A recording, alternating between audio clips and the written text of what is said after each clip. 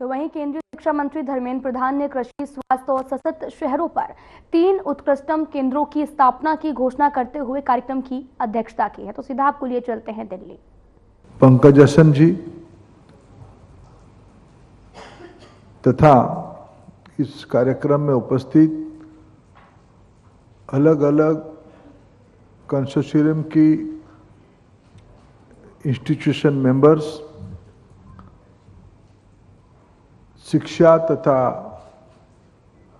चिकित्सा और टेक्नोलॉजी की दुनिया की कई आदरणीय महानुभव, पत्रकार साथीगण, पुष्पेंद्र जी, मैं आज सुबह भैंस की दही खा के आया हूं और मैं आपको आज कुछ ह्यूमन इंटेलिजेंस की बात कहता हूं। जब हम एआई के भारत एक नई पैदान में पहुंचने का प्रवास करने का तय किया है और मेरे लिए जैसे साधु संतों की सत्संग प्राप्ति करना एक सौभाग्य होता है, एक मंदिर की नींव रखना एक अत्यंत सौभाग्य की बात होता है।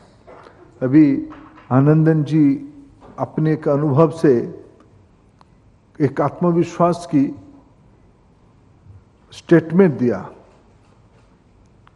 कि एक डिकेड पहले भारत डिजिटल पेमेंट की इंडेक्स में कहीं नहीं था, आउटसाइड ऑफ 100 नंबर सही था ना।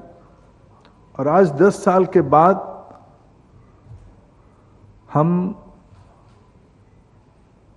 दुनिया की 1 नंबर डिजिटल पेमेंट की पोजीशन पे हैं और उसमें मेरे को श्रीकांत जी बता रहे थे अमेरिका, यूरोप और चाइना, और बचा कौन है?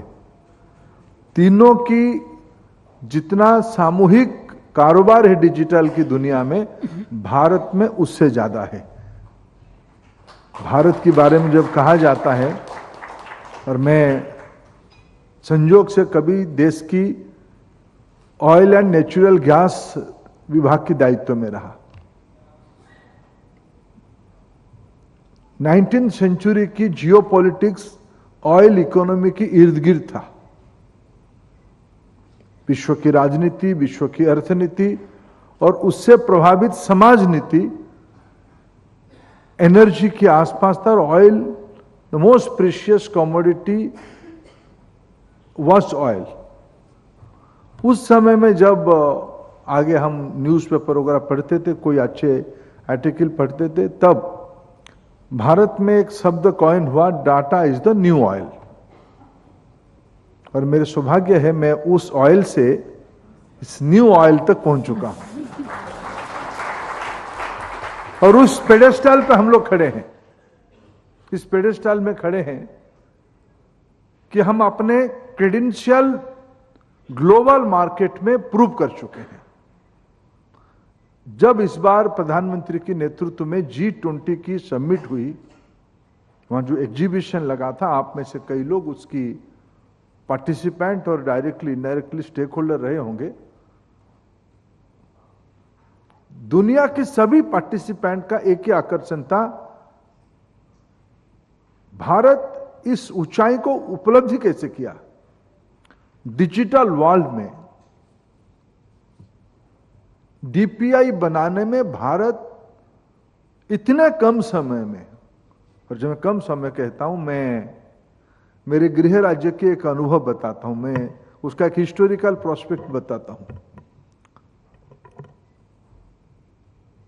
18वीं सेंचुरी में पहला औद्योगिक क्रांति हुई थी, 1760 टू 1840। लगभग 80 साल की इस जर्नी में हम कहां खड़े थे, भारत कहां खड़ा था? भारत तब शायद लूट रहा था। 1866 में तब हम गुलामी के अंदर थे। मेरे वाला इलाका यानी उड़ीसा, बिहार, बंगाल, ये बंगाल प्रोविंस के अंदर था। तब एक ग्रेट बंगाल फेमिन हुई थी। उस बंगाल फेमिन में उड़ीसा में ही केवल 1 मिलियन लोगों की जान गई थी। इतिहासकारों ने उसकी वर्णन किया है। उन दिनों में यूरोप में और विशेष करके इंग्लैंड में इंडस्ट्रियल रिवॉल्यूशन में पैसा डालने के लिए भारत के संसाधनों को अंग्रेजों ने लूटा था। दूसरे हमारे कोई हिस्सेदारी नहीं थे, हम तो एक्सप्लॉइटेड ग्रुप थे इंडस्ट्रियल रिवॉल्यूशन में। हमारी संसाधन पे दुनिया की संपन्नता आई थी। दूसरी औद्योगिक क्रांति 19th सेंचुरी में 1870 टू अर्ली 20th सेंचुरी तक हुई, तो हम लोग उसमें मजदूर की भूमिका में थे। We participated during second industrial revolution as a mere workforce.